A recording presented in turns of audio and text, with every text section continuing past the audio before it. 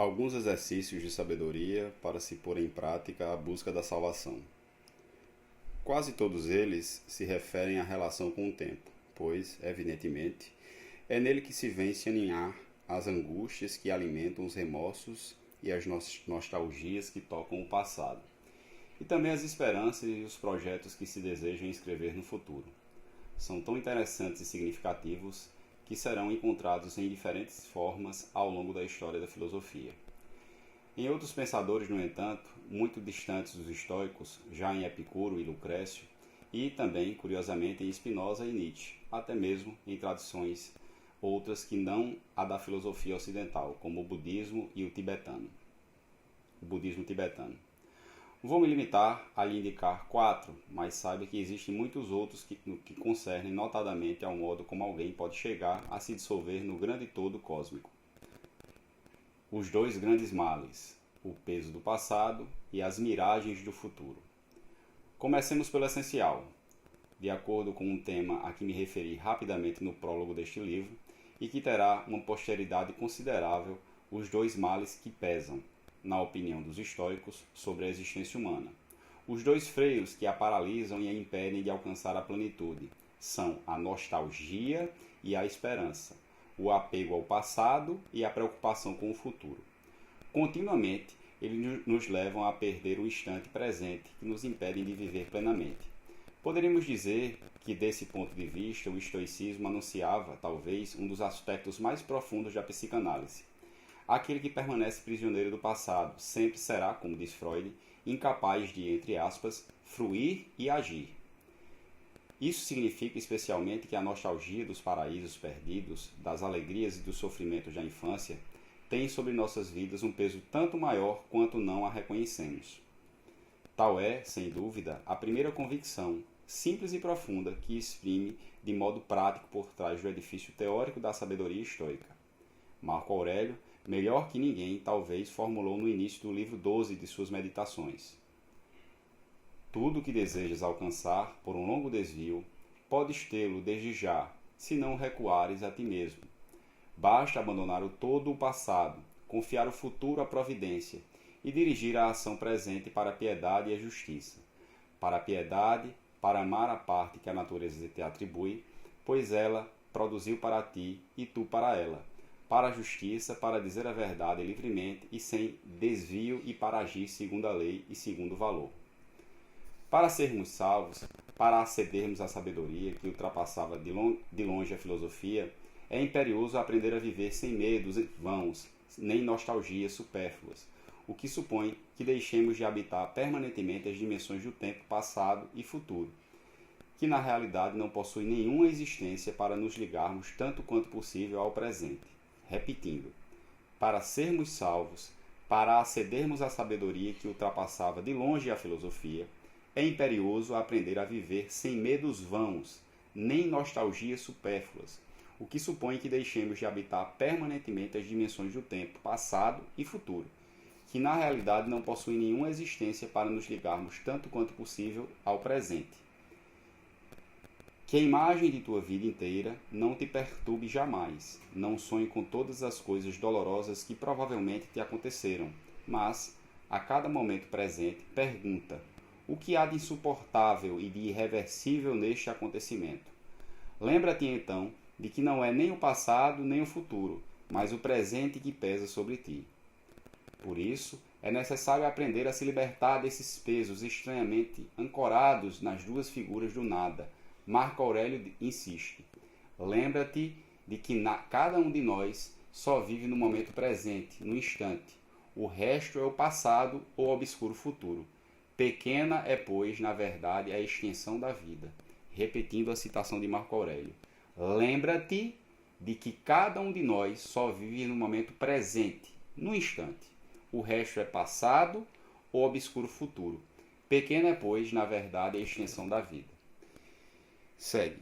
Que temos, na verdade, de enfrentar, ou como diz Sêneca em suas cartas a Lucílio, diz Sêneca, é preciso separar duas coisas: o temor do porvir, a lembrança dos males antigos.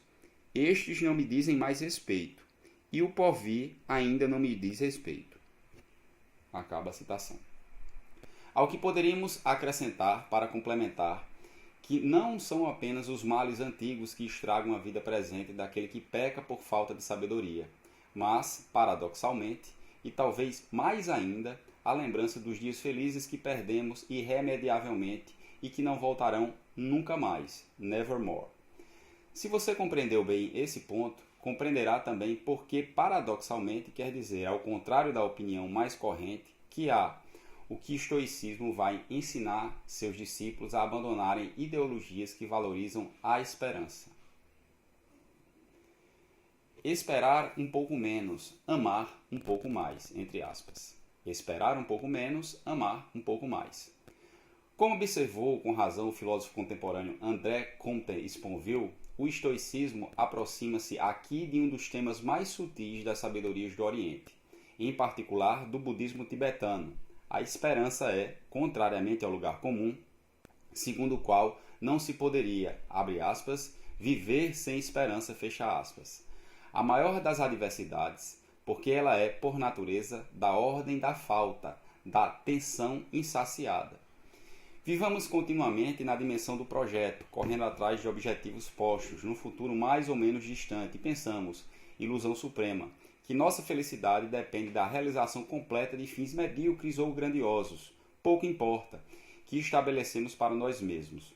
Comprar o último MP3, uma poderosa câmera fotográfica, ter um quarto mais bonito, uma motoneta mais moderna, seduzir, realizar um projeto, montar uma empresa de qualquer tipo que seja, cedemos sempre à miragem de uma felicidade adiada, de um paraíso ainda a ser construído, aqui ou no além. Esquecemos que não há outra realidade além da que é vivida aqui e agora, e que essa estranha fuga para o adiante nos faz, com certeza, falhar. Assim que o objetivo é alcançado, temos quase sempre a experiência dolorosa da indiferença, ou mesmo da decepção. Como crianças que se desinteressam do brinquedo no dia seguinte ao Natal. A posse de bens tão arduamente desejados não nos torna nem melhores nem mais felizes do que antes. As dificuldades de viver e o trágico da condição humana não são modificados e, segundo a famosa expressão de Sêneca, abre aspas, enquanto se espera viver, a vida passa. Sêneca. Enquanto se espera viver, a vida passa. Eis aí a lição de Perrette. Se você se lembra da célebre fábula de La Fontaine, a jarra de leite não se quebra apenas por razões narrativas, mas, na verdade, porque o tipo de sonho que anima Perrette jamais pode ser realizado. É como quando a gente brinca de ficar milionário, abre aspas, vamos supor que ganhamos na loteria, fecha aspas, e então compraríamos isso e aquilo, daríamos uma parte a tio João, a tia Nininha, outra para as obras de caridade, faríamos uma viagem. E depois? No final, é sempre o túmulo que se desenha no horizonte. E logo se compreende que a acumulação de todos os bens materiais possíveis e imagináveis, por mais imprescindíveis que sejam, abre aspas, não sejamos hipócritas, como se diz de brincadeira, o dinheiro ajuda, nem que seja para suportar a pobreza, fecha parênteses, não resolve o essencial. Eis porque, segundo o célebre provérbio budista, é preciso aprender a viver como se o instante mais importante da vida fosse aquele que você está vivendo no exato momento, e as pessoas que mais contassem fossem as que estão diante de você. Porque o resto simplesmente não existe. O passado não está mais aqui e o porvir ainda não chegou. Repetindo, ponto importante do livro. Eis porque, segundo o célebre provérbio budista, é preciso aprender a viver como se o instante mais importante da vida fosse aquele que você está vivendo no exato momento. E as pessoas que mais contassem fossem as que estão distante de você. Porque o resto simplesmente não existe. O passado não está mais aqui e o porvir ainda não chegou. Essas dimensões do tempo são apenas realidades imaginárias que carregamos nas costas, como essas espécies de animais de carga, de que zombava Nietzsche, para melhor perder a inocência do devir e justificar nossa incapacidade para aquilo que ele chama, no sentido mesmo dos estoicos, de, abre aspas, amor fati, fecha aspas. O amor do real, tal como ele é, felicidade perdida, felicidade por vir, mas ao mesmo tempo presente, fugidio, despachado para o nada, embora seja a única dimensão da existência real. É nessa ótica que os discursos de Epíteto desenvolvem um dos temas mais famosos do estoicismo, um tema sobre o qual ainda não falei porque é somente agora que você dispõe de todos os elementos para compreendê-lo bem.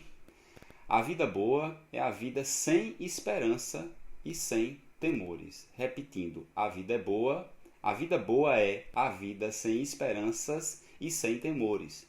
É, pois, a vida reconciliada com o que é, a existência que aceita o mundo tal como é. Você entende que essa reconciliação não poderia acontecer se não houvesse a certeza que o mundo é divino, harmonioso e bom. É o que Epíteto aconselha ao seu aluno. É preciso expulsar de teu espírito sombrio, diz ele, o medo, a inveja, a alegria pelos males dos outros, a avareza, a moleza, a incontinência, mas não é possível expulsá-los sem ter consideração por Deus, sem se apegar apenas a Ele, sem se dedicar a seguir suas ordens. Se quiseres outras coisas, tu te lamentarás, gemerás ao seguir aquele que são mais fortes que tu, ao procurar sempre fora de ti a felicidade que jamais poderás encontrar. É porque procuras onde ela não está e que deixas de procurar onde ela está. Fecha aspas. Injunção que é preciso ler aqui no sentido cósmico ou panteísta, e não como uma espécie de volta a não sei que monoteísmo. Sobretudo, não se engane. O Deus de que fala Epíteto não é um ser pessoal, como o dos cristãos.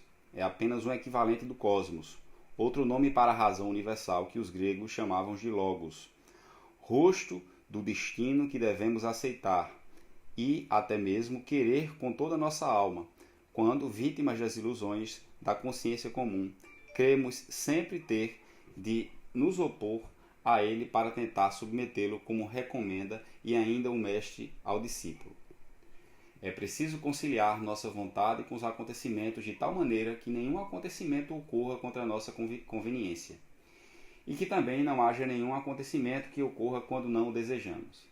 A vantagem para aqueles que estão assim prevenidos é de não falhar em seus desejos, de não se deparar com o que detestam, de viver interiormente a vida sem dificuldade, sem temor, sem perturbação. Certamente, tais considerações parecem a priori absurdas ao comum dos mortais.